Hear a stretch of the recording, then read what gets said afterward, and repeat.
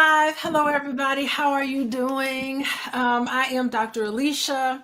I am a therapist. I'm a couples coach. I'm also a college professor in the field of social work. And today I am so excited. I get to sit down with the Cleo Manago. Welcome him back here on Mental Health Monday. I'm so excited to talk about this conversation today, to have this conversation today, because for many months, Mr. Cleo, I would even say even years, I've been trying to have a conversation about heterosexuality, homosexuality, this particular topic with the Black community in particular, because we've had several conversations here and there on this network about sexual diversity. I walked away from those conversations with very intelligent individuals, just feeling my head was whirling a little bit, because I was floored by how little I discovered that people in general, and Black people in particular, how little I found that we knew about what normal sexuality means, what heterosexuality entails, its origin. All of that made me feel just really awful. And I wanted to have a conversation in terms of the mental health aspect. Recently, you guys, I viewed the Luther Vandross documentary. This is after months of trying to beg individuals with the LGBT community to come on this show and have this conversation with me. I'm talking about therapists. I'm talking about people who self-identify as homosexual, people who are very integrated into their Black identity, definitely integrated into their sexual identity, but would not have a conversation with me publicly about this experience, about mental health challenges. And I just got to say, I am a little disheartened, but also hopeful about having this conversation with you today. I know you have a lot of thoughts about what I'm saying, but to use an illustration, I recently saw the Luther Vandross documentary, and after being frustrated for many years of not being able to get anybody on here to talk about this, for some reason your name popped into my head, and I hadn't thought about you in like 8 years. and I will not take that personally, but I'm listening. Don't take it personally, but I just never really thought about it. Like, it just was an experience. We met each other years ago, and then it just whirlwind. I think we met in 2017, and it was a while ago, but you had an impression on me. And then all of a sudden your name popped up, and I said, that's the person that's going to agree to do this conversation. So I just want to say thank you for having this conversation with me. I know this is a conversation you're well versed in, and I'm hoping the other people who are listening to this, individuals who are part of the LGBTQ Q plus community, I consider myself a plus because I am an ally. And we all have people in our family, friends who are part of the LGBTQ community. And today we are having a conversation. And this is a conversation I think is very important to have. Thoughts about this, Mr. Cleo? All right. Well, thank you for creating the space for this conversation. Yes. I think, to some degree, I've been on lots of talk shows. I've been on all of the major networks, and I've been on all of the Black networks, including TV One, the Black News Channel, etc. And in each instance, everybody was apprehensive, Roland Martin, etc., to have a rational conversation on this issue. And some people assume that rational means an agreeing conversation, and that's not what I mean. As a matter of fact, today, when I talk with you and your audience, I'm not trying to get people to agree with everything I say. I want people to actually have a rational perspective as opposed to an emotional, reactionary perspective on this issue. because the Black community is one of the United States Black community, because Africa has been more advanced in terms of creating community space for the dialogue than African Americans. Yes. And I'm real clear on what the case is, and I may break that down during our discussion. But the Black community is really undeveloped when it comes to having rational conversations. And I'll just say this before we get started, or at least as a preface, we are dealing with a lot of unresolved shame. Yes. We're dealing with a lot of unresolved post-castration trauma. And castration is not only the physical act of castration, which we went through for over 200 years.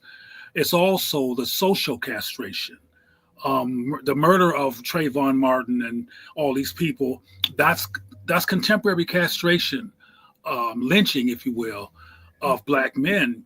And hardly anybody at scale or in a clearly effective way has deflected or prevented the phenomena of Black men being castrated in that context and others. It's still going on. As a matter of fact, and I don't want to get into this yet because this could be very provocative, but a lot of the pushback that the Democratic Party is experiencing these days in comparison to other options from Black men is because Black men have felt like they've been left hanging and unprotected and seen by that party for a long time, and now they've relapsed to just getting paid. And as I said in a previous discussion, Donald Trump and the Republican Party is the get paid party. So if you don't care about nothing else, if you don't have no integrity, if you don't care about justice, but you want to get paid, that's the place to go in terms of the symbology of Donald Trump and him being a so-called rich man. But all this to say is that the Black community has been involved in a Black male resurrection campaign agenda that has interfered with talking about sissies and punks and feminine men and men who are volunteering to be, I got to use the B word to make my point. I don't use it in my normal life, but I got to use it to make my point. Volunteering to be bitches, and who are, depending on how patriarchal the audience is, you're trying to be a woman and you're already a man. Why would you go backwards? And there's also among Black women who are looking for a man, they feel like homosexual men are interrupters of that interest in finding a man. And now you chasing a man too. I'm already having a hard time, and here you come. And then you have same gender loving Black men and women, but particularly men who are probably among some of those people that you were thinking about having a conversation with, who wouldn't have it, who are thinking, look, people not knowing in a very demonstrative way about my sexuality, I can retain the image of my manhood. I don't want to lose it by association with something that's considered problematic in the Black community and where those people are not considered real men. Because in a castrating society that simultaneously affirms patriarchy, the image or the performance of your manhood is better than no manhood. Mm-hmm. So homosexuality and being a sissy is not performative to manhood in a classic way. Okay, so I'm hearing what you're saying about manhood in this historical display of castration of the Black man, literally, historically, but also in a figurative way, feeling castrated, so to speak, by not being included in the Democratic Party, for instance, feeling that the only Black man acceptable in the Democratic Party is someone who is not necessarily gay, but someone who's stereotypically flamboyantly gay, I think. Interestingly enough, this get paid party, this idea of I don't care about sexuality, all I care about is getting paid, that's a trauma response, by the way. Yes, it is. And this whole rational perspective, not having this rational perspective in your conversation is also a trauma response. It absolutely is. So is this a signal that the attitudes and perceptions about people in the LGBT plus community in our community is extension of the trauma that we've all felt, and this adherence to patriarchy, which is extremely violent, I think violent, toward those on the margins and those who are being historically oppressed. And that part of the reaction to it is to have this black and white reaction, another trauma response, is to be either or and to cling on to whiteness because you want to get your money. Getting paid is whiteness. Right, but see, you and I agree with your analysis. However, there's so much here, and I'm glad we're talking about it. What I did say that I don't want missed is that the Democratic Party has not interfered successfully with the destruction and modern castration of black men, George Floyd, etc. Even the George Floyd Act has not been passed, and the Democratic Party didn't even pass it. Mm-hmm. So I want to be clear, separate from sexuality, which fits in here, and I hope to make it fit logically. When it comes to black men generally, regardless of sexuality, it's like, I'm going over here with Trump because this black stuff ain't working. The Democratic Party has not had my back. Blackness has not had my back. I'm going to go get paid. Okay. And that's not necessarily sexuality based. I'm talking about manhood and masculinity, and how, when I brought some of that up, I was talking about how some people do not want to be seen, and that's two different things, kind of, associated with homosexuality or quote unquote the gay community, because they already feel like their manhood or being seen as a man is at risk.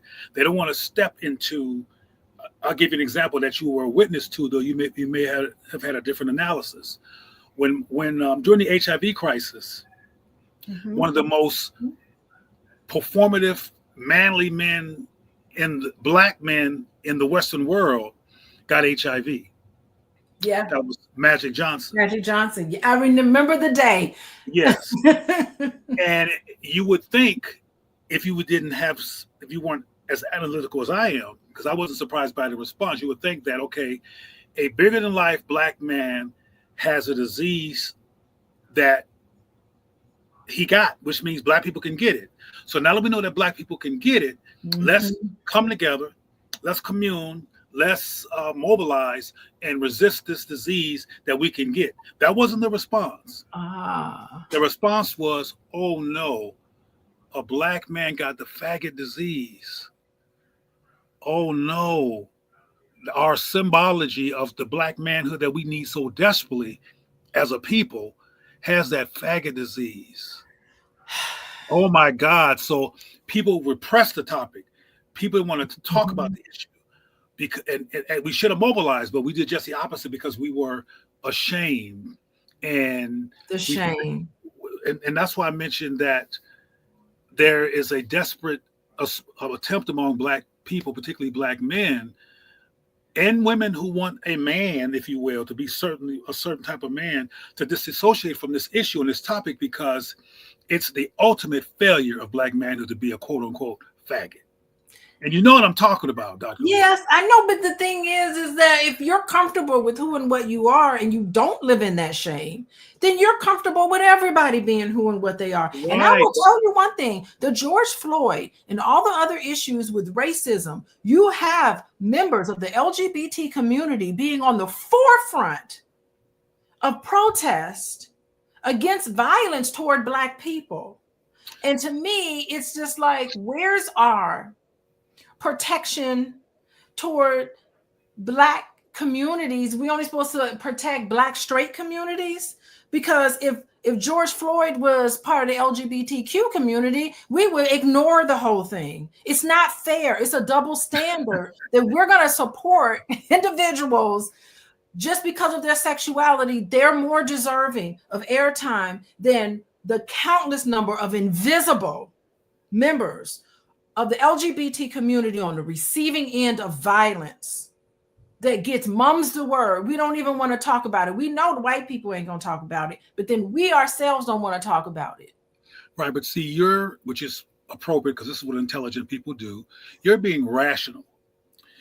You're coming up with a rational analysis of what is surfacely obvious or obvious on the surface. A lot of the reactions that people are having to this issue are not conscious. They're emotional. Okay. Well, then let's raise the consciousness, because not only I feel like George Floyd got more attention than Sandra Bland. So there's gender issues there too, because I think when women are the receiving end of violence from police, women don't get the attention that a lot of the men get too. Well, see, now you're going into I'm going into gender stuff. Another layer, and I was just going to say this. Uh-huh. I don't deal with things. I understand logic. I write proposals. I know about logic very well, and rational and reasonable behavior very, very well. However, I don't look at the world through only the rational eyes. I look at the world from a behavioral perspective when it comes to cause and effect. And as I said a moment ago, a lot of how we think is based on the observation of patterns. For example, by a long shot, and you already know this, the mass majority of people who are killed by the cops are men. Mm-hmm. So, I mean, by a long shot. So the people that get most of the press around that phenomena are men. And then you got to remember that men being murdered by the cops in high proportion is an old problem that has never been resolved. So it's hard to recognize another problem like women also being killed when a pre-existing large problem has not been addressed. And people are still grieving, mourning, frustrated, and traumatized by a pre-existing trauma that is not only has it not been resolved, it hasn't come close to being resolved, including by the Democrats. And I don't bring that up to stay on the Democratic Republican Party. I'm trying to break up some considerations regarding what happened in the last election. And unfortunately, as you and I talked in our previous conversation, Black men weren't engaged. Now, I engage Black men and women. I do it all the time. But on a macro level, Black men were called sexist and patriarchal and all these accusations instead of going, why do you feel the way you feel?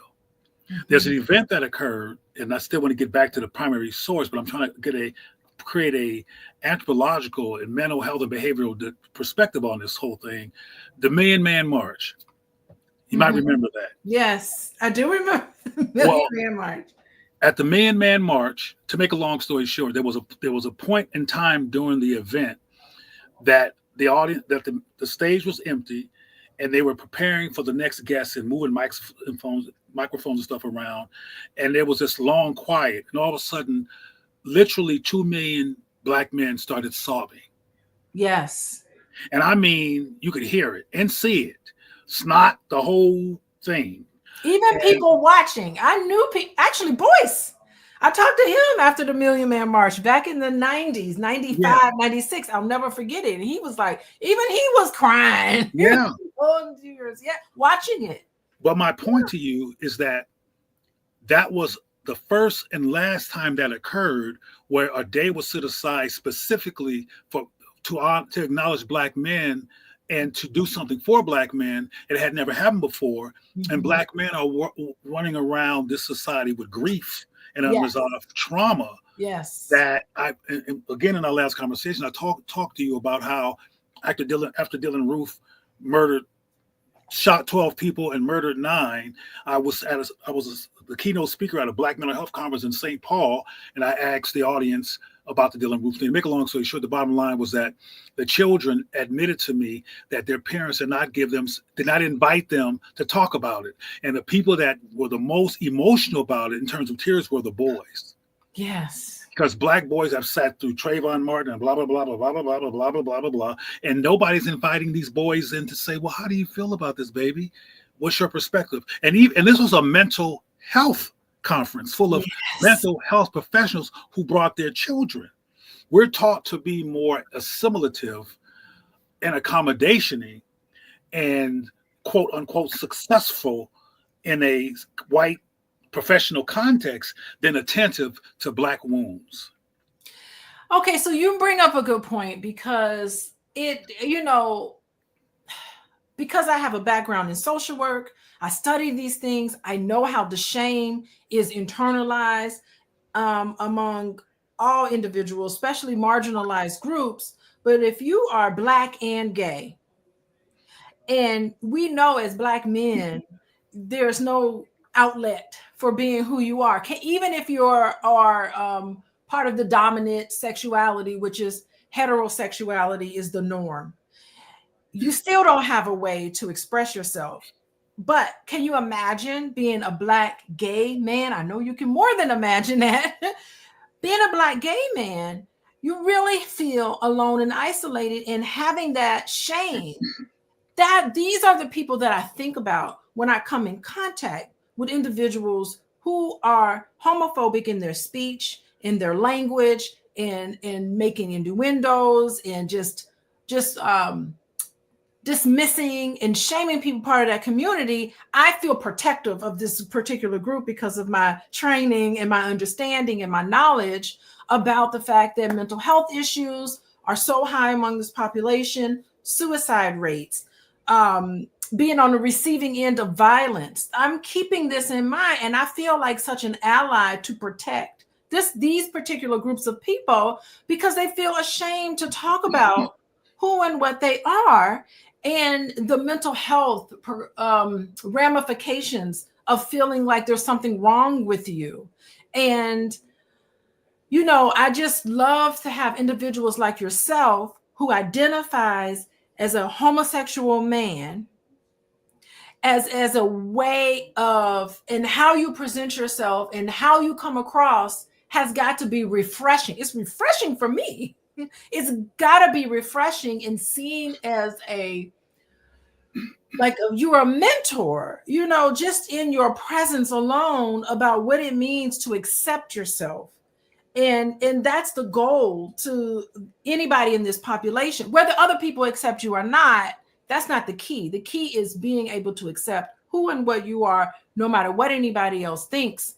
That's my next question. How do you maintain your mental health? How do you maintain your mental health knowing that embedded in who and what you are, there's so much shame? Well, I want to make something clear, and thank you for the question. I don't identify with or as gay. Listen closely.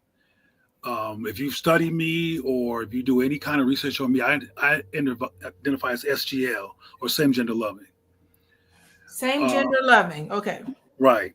And another dynamic we're dealing with is what's called LGBTQ or gay is a white-led paradigm that's filled with just as much racism as allegedly heterosexual white people. Donald Trump and others who are clearly racist had a critical mass of white support or support from that community, including famous people like the transgender former athlete. What's their name? You heard of them? Something Jenner. Oh, yeah, Jenner. I can't remember her name. Anyway, they supported, and they do support Trump, and they support white supremacy and the LGBTQ movement. LGBTQ movement, for example, Donald Trump just got finished doing something very insulting to the LGBTQ community, and they want to mobilize, but they didn't mobilize behind George Floyd. They didn't mobilize behind the DEI interruptions that Trump has done. They didn't mobilize about Black history being taken out of the schools, but they want same gender loving Black people to run behind them and support them because Trump has dissed them. Well, there's more into that I could get into, but I want to keep the conversation relevant to who we're primarily focused on. I, as part of being a Black centered person, do not do anything to the extent that I can control that feeds into the myth of white supremacy. And in many cases, LGBTQ fits into the myth of white supremacy. In many cases, it's literally a love affair with the male version, when it comes to men, of white power. Yes, that's why I have every single one of my students must watch Paris is Burning. They have to watch it. And I know it's old, but they have to watch it. We have very good conversations about, the intersectionality of income and, uh, race and homophobia and all that in the Black community. They must watch that. And then we talk about a whole bunch of other topics in there. So anyway, let me just say, I want to welcome everybody. I really appreciate everybody coming in. I see all y'all in here. I so appreciate you coming in, because this is a conversation I have been wanting to talk about for the longest time. I think it's almost time for us to get into our Luther Vandross documentary. He is someone that I really want to use as an illustration of what happens psychologically and mentally to someone who did not feel as if they could totally become who and what they want to become because of how they feel like people see them, and the effect that it had on Luther Vandross. Y'all check out this documentary. I think it's on Max. Is it on Max? I think it's on Max. And before we get into that, Cleo, I got to talk about how everybody can find me. If you want to follow me, 3 things I want to talk about. You can follow me on Instagram. I'm also on TikTok, Coaching with Dr. Alicia. Also, if you want to talk to me, discuss with me, I am a therapist. I'm also a couples coach. So I also work with all different types of couples. You can find me at, let me find my coachingwithdralicia.com.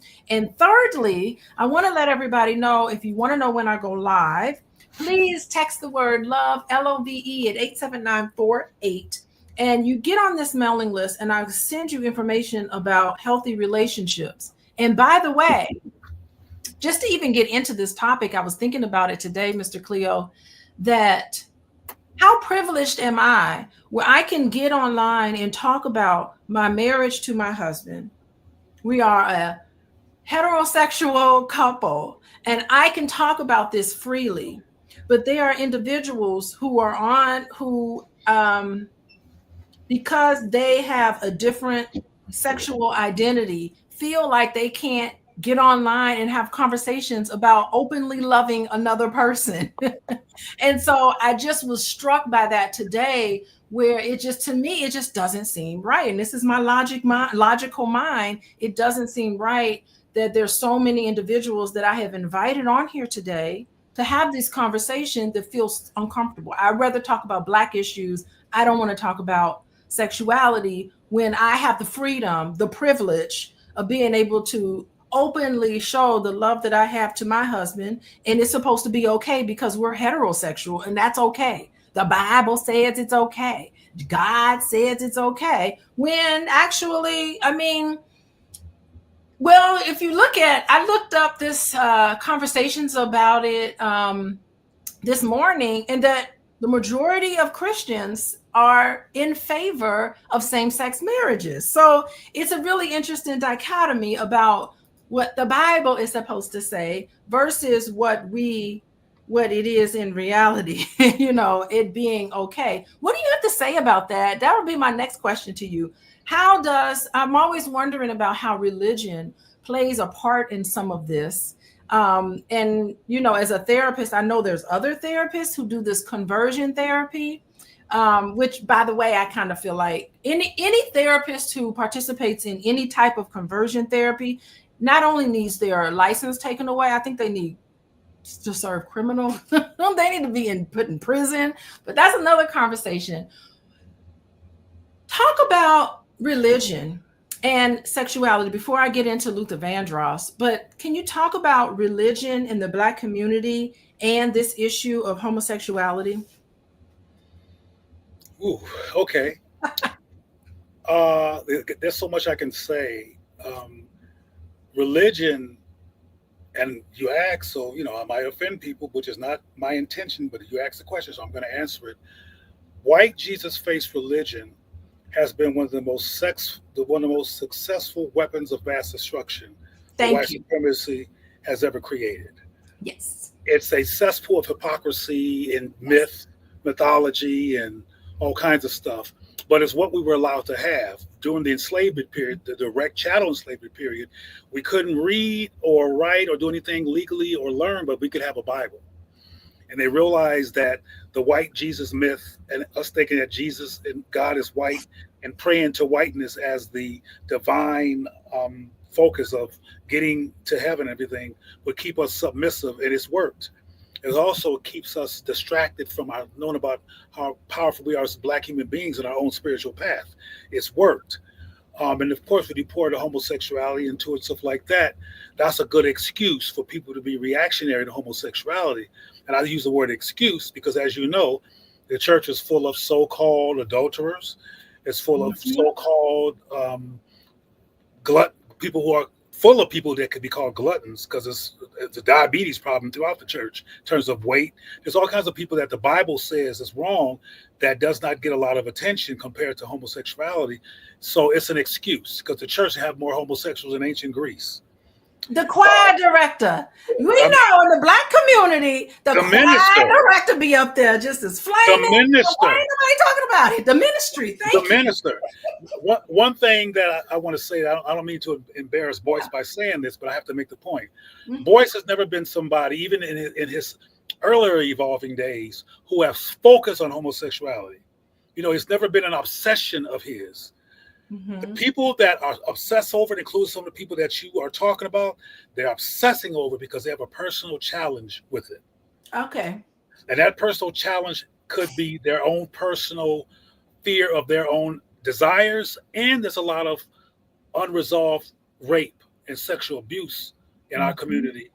But in this instance, particularly from a male to a boy, and there's no place to talk about it safely.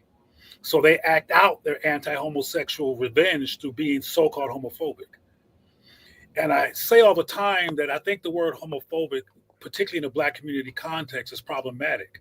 Because some of what we call homophobic is sometimes it's really trauma, rape, reaction. Yes. Sometimes it's really, where are the Black manophobia? Where they at? Yeah. We're losing Black manophobia.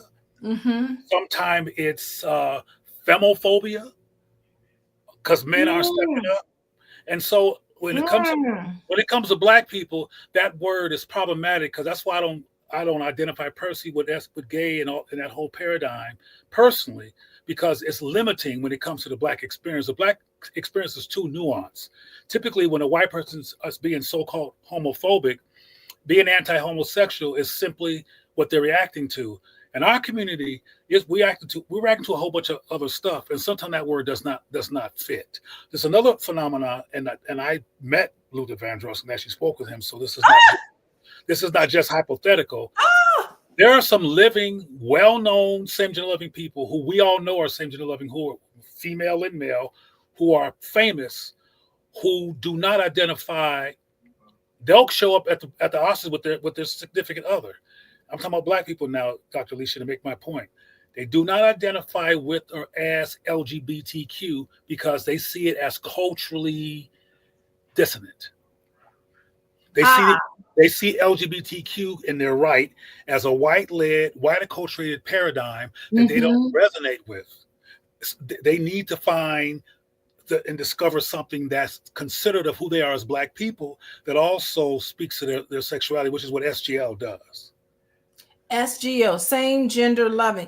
I'm going to look that up. Is there, because I'm going to incorporate this in my course next time I have, because I teach the cultural diversity class and we talk about intersectionalities and all of that. So I'm going to add this material. You got to point me in a direction of some reading material because I'm a scholar. I got to introduce this because 85% of social workers, 85% of the students in my class, their clients are going to be non-white. And I want them to be able to be equipped with that. So SGL is really what I want. I want to get into some of that literature. And I do think, we need to be cognizant of that. I want to get into Luther Vandross. Okay, everybody in the chat, how y'all doing? Y'all let me know, did you check out the Luther Vandross documentary? First of all, I was blown away by his incredible talent. I had no idea he was responsible for all that music. He was just known as a singer. I had no idea he was producing and writing so many of those songs, a lot of them that he didn't perform. So I do support and recommend all of you all go out and look at that it's on HBO, right? It was on HBO. Yeah, it's No, on. it's not on HBO. I forgot what station it's on. Is it Hulu? It might be Hulu, but Ah, it's not HBO, but it's definitely could be found in streaming context. I'm gonna look it up. Somebody in the chat's gonna look it up. Somehow I remember it being on HBO, but maybe not. Somebody in the chat, y'all look it up and see what platform. I feel like I have every single streaming platform, so I get very confused with which one it is. But I do recommend it because it's nostalgic because I grew up in the 80s and he was like the biggest thing going. But there was always these rumors about him being homosexual, but he didn't want to talk about it. So his being, and then you said you met him and you were at the premiere of his documentary, but his living inauthentically impacted him. And it seemed like it impacted him, his mental health, his emotional well-being in some sense, because he was apprehensive and did not want the public to see everything about him. I guess he compartmentalized, and I think it played a toll on his health. But tell us, what do you think? Tell us your experience and your interaction with Luther Vandross. Oh my goodness. Well, I may get into the story of how we met, but because of time, I want to get more into what you're saying. Of course, I'll talk about Luther because that's what we want to talk about. Yes. It's not necessarily true Okay. that Luther or what's her name? Darn it, Mom's Mabley, who Yes. also was same gender loving. It's not necessarily true that they had issues at all with their way of loving. Um, Luther had relationships, and he lived his life as a same gender loving man, but he was not interested in his career being interrupted by social categories and assumptions.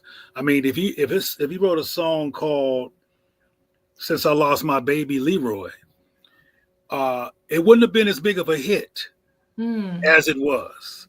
His concern was being famous and implementing his craft very well and having the same kind of stature as Frank Sinatra, etc., and those kind of people. So what his struggle was not with his sexuality. He had two primary struggles that people don't talk about. It is easier to talk about that than his primary struggles. One of the things that was referenced in the same film that you saw was him being dark and fat. Yes. And his weight loss issue had to do with body images. It had to do with what the society considers a beauty standard physically. And he wanted to embody the perfect body as opposed to the weight issue that he had most of his life.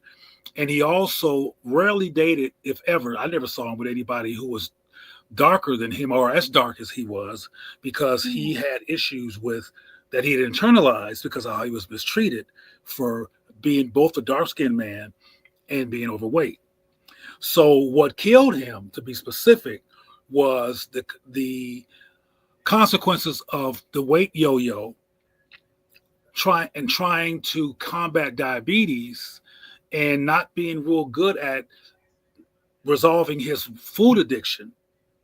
And also another thing that killed him too, which is not talked about as much as the so-called sexuality, was he was very, very lonely.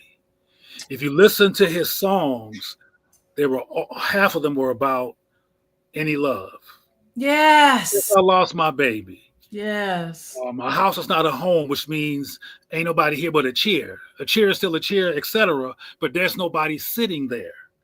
So his primary struggles were anti-blackness, body shaming, and isolation. And what bothered him the most was that he was richer than rich, had a fabulous estate in New Jersey, had just left a fabulous estate in Beverly Hills. He had all the money and wealth that he had, but he could not find a successful relationship. And one of the reasons why he couldn't find a successful relationship because he was so self-deprecating. He had, Yeah. and he was so busy questioning, why do you like me? Why do you like me? Why do you like me? And he always chased so-called beautiful guys. So he was very self-conscious. And so those three issues were much bigger than his sexuality. He really, and I don't have no problem with him feeling this way, it ain't your business. Mm-hmm. Now, ain't your business that always mean I hate myself, Mm-hmm. I loathe myself. No, he means that this is my private life and this is my public life. I'm getting ready to sing for you Since I Lost My Girl, and you're going to clap and fall all out. And I'm going to do that because it's going to make me rich and famous. I'm going to do Since I Lost My Boy in terms of literal language at home because I can't build a career off of that.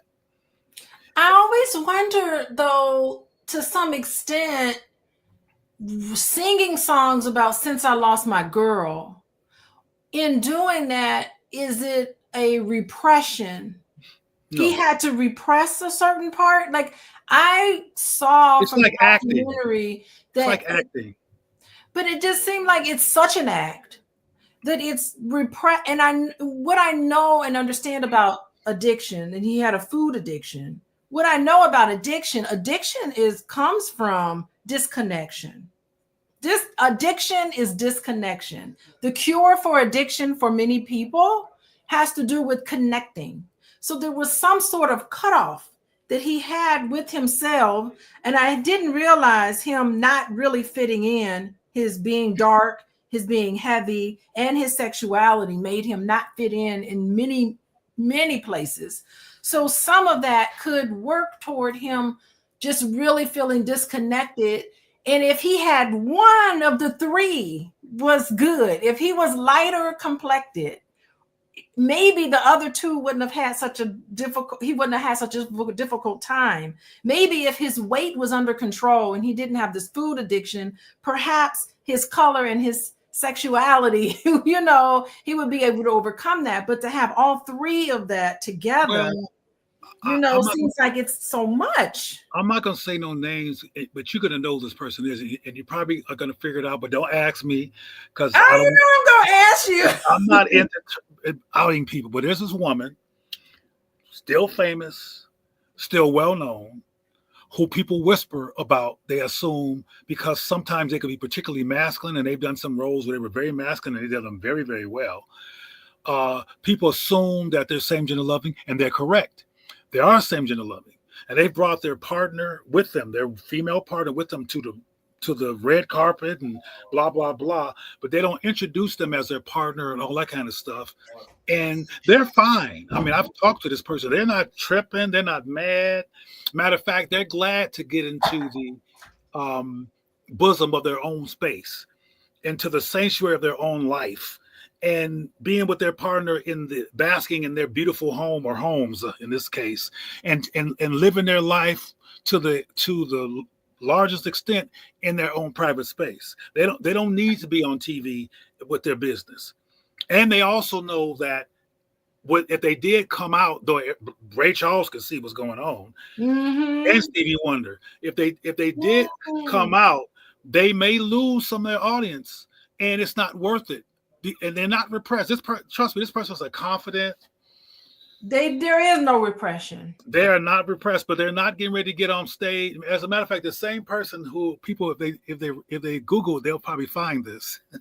This same person was the featured performer at a Pride event in Long Beach some years ago, and the white gay press who loves to associate famous people with itself, so it could. Its profile could be heightened. They said so-and-so comes out, so-and-so performs at the gay pride event. And she said the next day, she said, I didn't come out. She said, I was an advocate for you. I came to be supportive of you and what you were doing, but I didn't come out. And now knowing this person, they weren't self-deprecating. They were like, look, the whole white cultural paradigm because this person is quite black in their personal life. The whole white LGBTQ, lesbian is from the island of Greece. The island of Lesbos, outside of Greece. Gay is a term from gay body, from French. The term queer is from Britain.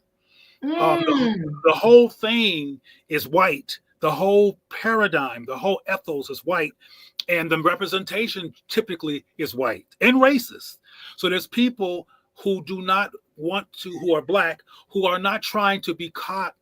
If you could read an interview by James Baldwin in the Village Voice, where the interviewer, you can find it online, asked him about gay. And he said, homosexual, relatively effeminate, broken wrists, all the stereotypes. He said, I don't do gay. He said, that's white. I don't relate to that. This is what James Baldwin said. And I feel the same way. And so I mentioned that regarding Luther Vandross, because I remember we had a conversation. You ever heard of David Geffen? Yes. Okay. Yeah. Well, I forgot what year this was, but David Geffen had just gave $1 zillion to the Los Angeles Gay and Lesbian Center. And during my conversation with Luther, I said, Luther, you don't have no kids. You are very, very rich. Yeah. And successful. Would you consider doing the same thing that David Geffen did and give a large gift to same-gender loving people? And this is what he said, and this is very important. He said, I don't want nobody else controlling my image. And once I do any kind of public investment like that, it's going to be very easy to associate me with something that I don't necessarily want to be associated with, not because I think it's bad, not because I don't like them, but because I want to have the freedom to be among people without any stigma or any judgment of me. And like he said during interviews, that's private. Well, and what people, including you right now, Dr. Alicia, is like, that feels like that they're self-fragmenting and that they're repressed. And I'm trying to tell you that there's some of that. I don't want to act like that's not there, but it's not the dominant issue, because there's a lot of same-gender loving people in the business who knew Luther, who are famous as well, and they get together and build a culture of their own where they affirm each other. Okay, but it just doesn't seem fair. Like, what I talked about is that how I can put my wedding pictures up, I can showcase my love for my husband. I want to live in the world where everybody feels comfortable doing that. And I no matter what, why do I get the privilege of showcasing my love for my husband openly, posting pictures on Instagram, supposedly being, the symbol of Black love, which I have so much love for him. He's got a lot of love for me. We can show it. But someone like, Whitney Houston, who I'm thinking about too, who tragically, had her own addictions. How can it not be connected to not living your authentic self and being? Okay, well, you went to Whitney. I went to Whitney Houston. Yes, I did. That's a whole nother dynamic and paradigm than Luther. Now, you can talk about repression. Okay. You talk about Whitney, because Whitney, unlike Luther, had a mother who was extremely judgmental. Yes. Was extremely religious and extremely protective of her daughter's image, because she wanted her daughter to have a flawless image and be simply extremely successful. And she accomplished that. Also, unlike Luther, Whitney, who was bisexual, not same-gender loving, she actually did indeed love men. She actually did indeed know how to, and had interest in the capacity to love a man and be intimate with a man and enjoy it and feel fine there. But she also was in love with a woman who was in love with her, who was in the environment, and who people inside of her religious family was forcing her to disconnect with. And the guilt around her sexuality definitely was was with Whitney more than with Luther in terms of that phenomenon. So yeah, Whitney would be a very complex but good example of repression. But there's another issue with Whitney that we don't talk about because we are trained to just talk about the sexuality. Is Whitney was also very, very frustrated about racism. She was. Whitney was a sister with She an A, with a was. capital A. She was not no white girl. She Yeah. was a sister. And one of her happiest moments on earth was when she went to Azania, what everybody calls South Africa, and performed after the apartheid system was deconstructed. And she was being very, very black, and she was loving it. Another profound example of her blackness was when she went to Israel, and she went with Bobby. And this is all on YouTube. You can find this. You can go to YouTube and see a video of Whitney Houston at the top of her fame being introduced to the president of Israel, whose name I don't remember right now. And he reached to shake her hand, and she took her hand back and pushed her husband in front because she didn't want to touch him because she had issues with him. And she also spent a lot of her time when she was in Israel with the black Israelites. And she gave them a lot of money. So she was no joke when it came. You mean Netanyahu, who is extremely racist? He wouldn't even talk to Barack Obama. The way he spoke to Barack Obama when Barack Obama, like that's when I was just done. I was done with Netanyahu. But go ahead, yeah. Well, even though Whitney is not a man, and we were talking about patriarchy at first. Whitney is a complex issue but what they have in common though, which I want to underscore, is that Luther was battling racism. Luther was battling anti-blackness. Yes. Whitney was battling racism and battling guilt around having the fame she had. Yes. Compared to a lot of other black people, and she was very ill at ease. She was very ill at ease about a lot of things because she was very sensitive and she was brilliant. Yes. But people, because the LGBTQ community is so powerful, will have us focus on Luther Vandross' sexuality and alleged sexual repression, Whitney Houston's sexuality and repression, but not deal with the race part, which is just as powerful in their lives. This is so fascinating because, first of all, I think it's more acceptable for a woman to be bisexual and, to be fluid in their sexuality than it is for a man, number one. That's true. But number two, Whitney Houston was a crossover artist. Like she was appealing. When she first came out, she was appealing. She was marketed as the pop star, where Luther Vandross couldn't cross over if he wanted to. He was pigeonholed because let me tell you, us in the black community, we were giving him all our little money.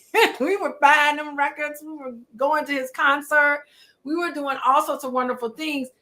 Where Luther Vandross was so accepted in the black community, where Whitney Houston, I know she had to have been devastated because she couldn't get the crossover appeal, didn't make as much money or made a lot of money because of her crossover appeal, where Luther Vandross was a little confined even there.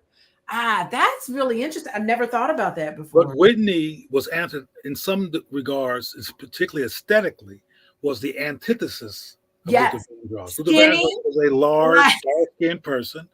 Whitney Houston was a thinner, particularly thin, lighter-skinned person who could get away with all kinds of wigs and stuff, and get her. And then she did something that white people did on purpose, and that's a whole nother story. Is they made a movie with her being with a white man called The Bodyguard. The Bodyguard, yes. And they did the same thing with Dionne Warwick back in the day. Did the same thing with the sister that was on the biracial sister that was on the Cosby Show, Lisa Bonet. They made a movie with her being with a white man. They do that when a black not even a white man, but she was sleeping with the devil himself. Like that. Well, I'm not gonna mess with that metaphor. Anyway, leave that metaphor alone. But anyway. Yeah, and matter of fact, Whitney talks about on record how haunted he was, Luther, with not being thin, and how he was depressed and all of that. Much more than his sexuality. I'm telling you, of course, sexual repression was an issue, but when I first met Luther, it was at a performance spot in Santa Monica, California called At My Place. And it was a performance club, and he was with one of his background singers, a guy that you always see singing background with him, and this white Uh-oh. boy named Sam something. There was this white boy on a show called Star Search. You're probably too young for this, but there used to be a show on TV called Star Search. It was before American Idol and all that, and there was this white boy whose name escapes me, but his name was Sam something, who was blowing everybody away because he sounded like a black woman, not to me, but a lot of people thought he took. Anyway, they were all SGL. You know, he was I call white people gay. The white boy was gay. Luther was SGL, and the brother is SGL. So he was with his crew, and he had places to go to express that, to celebrate that, to be with that. Trust me, when I went to his house for a Thanksgiving celebration, and there was a lot of famous people there, but he was relatively flamboyant at that event because he was with friends, and he kept referring. I never forget. It was a lot of so-called soul food, and somebody made greens, and the greens had a lot of juice. Mm-hmm. And he said, "Don't put don't put none of that juice on my girls." And the girls he was talking about was his very expensive rug. Now, most heterosexual men are going to call their carpet girls. Don't be wasting on that green juice on my girls. So when he was at home, he was okay. So his private life, he was able to express himself fully. He had avenues where Whitney Houston may not have had that avenue to really. Not like Luther. No, not like Luther. Not like Luther. Not like Luther. Gosh, so he must have really had it tight because it never was a topic. He had good control of his image. Well, it was a topic. That's why you heard him say it ain't your business, because people were asking him about it. And also black people, like a lot of people, but we could be kind of nosy. Wait a minute, you 30, going on 40, going on 50, and ain't no wife. What's up? And if you watch Luther closely, again, you have to be Stevie Wonder, Ray Charles, Helen Keller, all them people, not to go. Yes. I mean, but we don't want him to be just like Prince. That's a whole other conversation. We don't want. Don't you dare talk about Prince. I'm gonna come for you, Cleo. I went to performing arts high school, so we don't play when it comes to Prince. Well, one day when it's just you and me, one day when it's just you and me, I'm going to show you a video that's on YouTube that gonna have you go.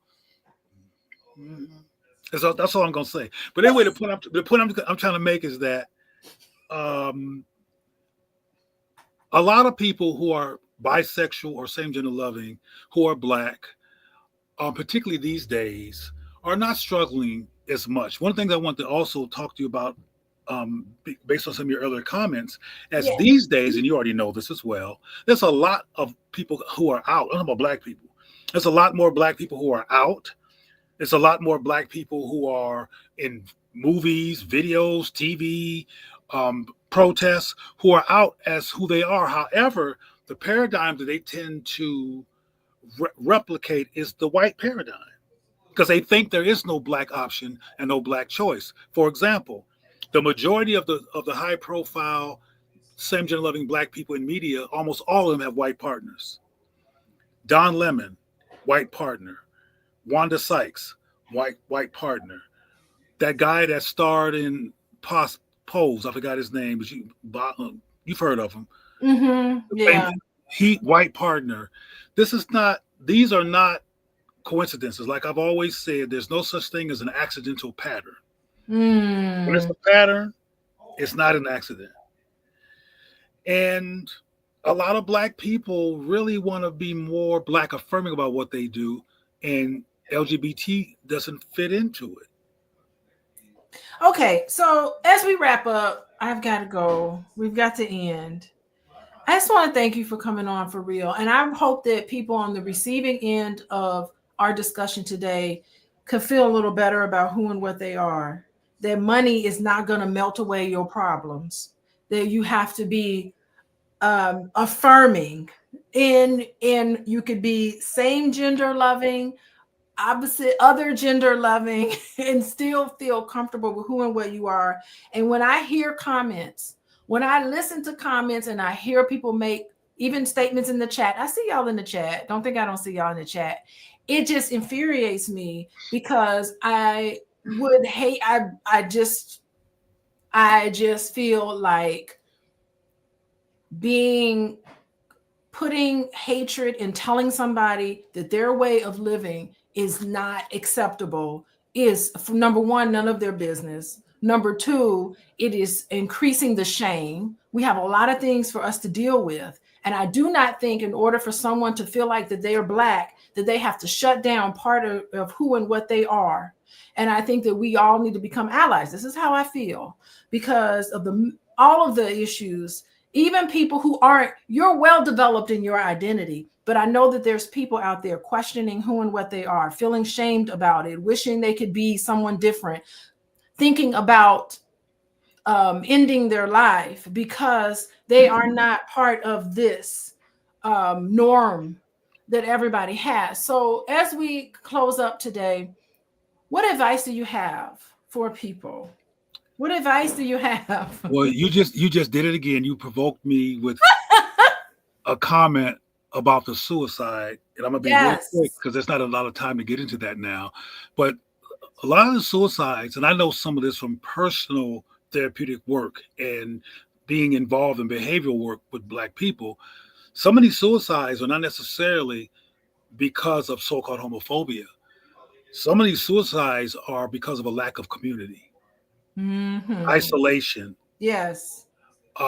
because there's some issues within the so-called LGBTQ community, a lot of lookist issues, racism issues, a lot of things that we don't got time to get into. But it's not necessarily the most emotionally safe place to be because of the hurt people syndrome that you know all about. But I want to get back to solutions. I Yes. think it's important that Black parents, Black Yes. guardians, Black guardians create space for Yes. their children to say who they are in their presence, Yes. for them to discover themselves and be able to explore appropriately with their parents, not trying to trap them into their subjective demands and expectations because they don't stop nothing. You can't stop a same gender loving child for being the same other child. You might cause them to implode or hate themselves or question their value because Talking about homosexuality does not make someone gay or same gender loving. It right. does not work that way. That's a And topic of conversation that I am floored. There's so many Black people think that because we talk about it, it's going to turn my child gay. Like, duh, it doesn't. Read a well, sexuality book. It doesn't work that way. well, again, you're being rational and logical, which is appropriate and expected. But some of us are really concerned about the behavioral outcome of black male unresolved black male intergenerational unresolved black male oppression. And some of us think, without the science, that homosexuality could be a symptom of what has happened to black men, which has been brutal, and that this is a consequence. I'm not saying I agree or disagree at this point. I'm just saying that that's some of the conclusions that people have come to in our community. And some people think by not allowing their child to be same gender homosexual that they're protecting them. Some parents think, I don't want it to be hard for you. I don't want you to be hurt. I don't want you to be stigmatized. They think they're doing them a service by helping, trying to get them to repress who they are in the society. Another solution would be to create safe space in the Black community for boys to talk about sexual abuse. Thank you. They Yes. have to be able to be Yes. invited to or feel comfortable, just in case it occurs, to say, "Mommy, Daddy, whoever, that man touched me." But in a manhood desperate culture, Or a woman touched you, it's still well, of course, abuse. absolutely. I mean, absolutely. As a matter Yes. of fact, yes, we're Mm-hmm. talking about a particularly repressed phenomenon, which is homosexual abuse. But you're right, Yes. male or female, they should be able to say something. But I'm talking now about where some of the misdirected rage toward homosexuals can come from. I've met too many men who were raped from the ages of 9 or 6 to 12, who could not tell nobody because they were scared to death to admit that this was going on. And they were, like most children, they was wondering whose fault it was. in terms of and then there was no place nowhere to talk about that, and so they were wondering what their sexuality was and going through all this conflict because and there was no place in the community, the Black community context, to actually explore and engage who they really were. So I'm saying, in terms of parents that are watching, instead of traumatizing, name calling, or religiousizing or repressing your child into submission, which makes them crazy, create safe space for engagement around who they think they are. And again, create safe space to tell them about not being touched, whether it's a male or female, that it's wrong, or they don't give them permission to touch them. And whether they think they've been seduced enough into giving them permission because of the demonstrative behavior of a manipulative adult, they need to know that this is not right. And if it happens to you, baby, let me know. But what they'll hear sometimes is that I don't want to hear no faggot, shit, even though that's what I've said. Don't be no punk. You're abominable snowman, abomination. What's that word they use in the church? Abomination. All this kind of stuff.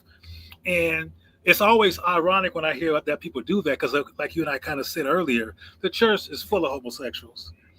And the choir director. Now, this is not always true. I don't want to stereotype. Sometimes on a rare moment, like on a Thursday, it's not true. I'm just kidding. But the church is full of homosexual people who are trying to get to heaven anyway, despite their sexuality. Oh my God. Okay. Our time is up. Thank you so much, Cleo Manago. I love connecting with you. You've turned it into one of my favorite people here. Oh. I just want to thank everybody for tuning in. I see y'all comments. I'm going to have something to say. This is the beginning of my conversation about my conversations. You kind of talked me off the ledge, Mr. Cleo. I was a little fiery because the research that I've done and everything that I've looked at to prepare for today, it got me all fired up. But anyway, I just want to thank everybody for joining us. I got to go pick up my daughter from dance, and she's in the dance community. She wants to be an artist. So I'm talking to her, she's very open to all different types of people, even though who and what she is, she is, she's who and what she is. But how are you going to get into this business of dance and theater and not be open? Like, what's going on, So there is a community of which people need to feel safe. Thank you so much. Hopefully everybody learned something for today, and I will see y'all later next Monday. Bye-bye, everybody. Thank you, Cleo. You're welcome. Bye-bye.